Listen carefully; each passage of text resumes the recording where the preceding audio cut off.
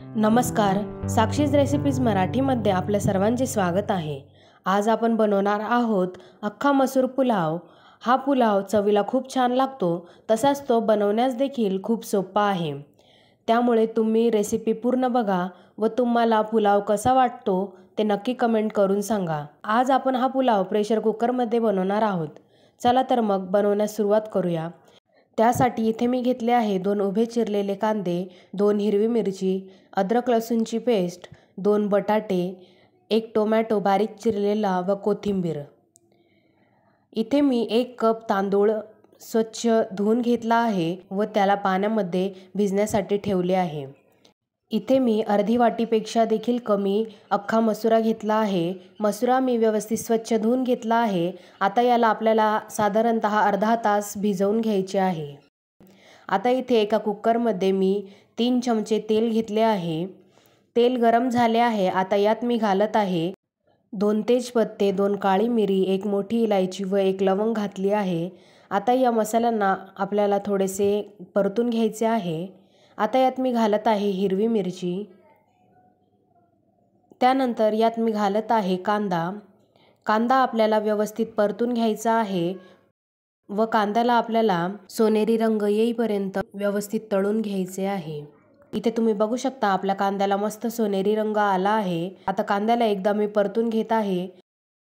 आता यात मी घालत आहे अद्रक लसूणची पेस्ट। इथे मी अद्रक लसूण ठेचून घेतले आहे।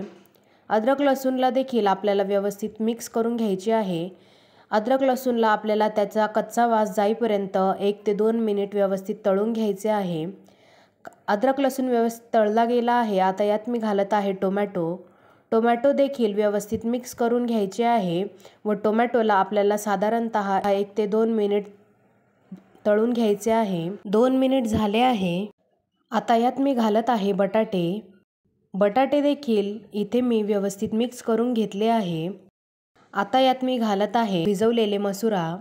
मसुरा देखील इथे मी व्यवस्थित मिक्स करून घेत आहे। आता यात आपण मसाले घालून घेऊयात। इथे मी घातले आहे अर्धा चमचा हळद, अर्धा चमचा जिरा पावडर, 1 चमचा गरम मसाला, अर्धा चमचा बिर्याणी मसाला व अर्धा चमचा इथे मी लाल मिरची पावडर घातली आहे। आता यात मी घालत आहे चवीपुरते मीठ।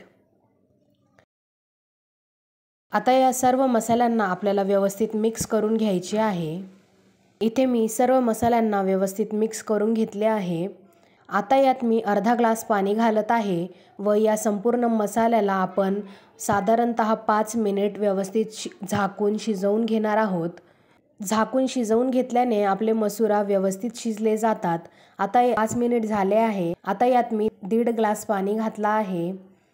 आता यात मी घालत आहे कोथिंबीर। इथे आपण पाण्याला उकळी येईपर्यंत वाट बघूयात। पाण्याला उकळी आली आहे। आता यात मी भिजवलेले तांदूळ घालत आहे। आता तांदूळला देखील आपण व्यवस्थित मिक्स करून घेऊयात। आता इथे मी कुकरचे झाकण लावून घेतले आहे। आता इथे आपल्याला कुकरची हाय फ्लेमवर 3 शिट्टी घ्यायची आहे व गॅस बारीक केल्यानंतर साधारणतः 5 ते 7 मिनिट कुकर आपल्याला बारीक गॅसवरच ठेवायचा आहे। त्यानंतर त्याला थोडे थंड होऊ द्यायचे आहे। साधारणतः 10 मिनिटांमध्ये आपला पुलाव तयार होतो। 10 मिनिटे झाले आहे। इथे मी कुकर उघडून दाखवत आहे आणि तुम्ही बघू शकता आपला अख्खा मसूरचा पुलाव किती छान झाला आहे। इथे मी तुम्हाला एक मसुरा दाबून दाखवते आणि तुम्ही बघू शकता आपला मसुरा देखील किती छान पद्धतीने शिजला गेला आहे। खूप सोपी रेसिपी आहे आणि चवीला देखील खूप छान लागते आणि खूप पटकन होणारी साधारणतः 15 मिनिटांमध्ये होणारा हा पुलाव आहे।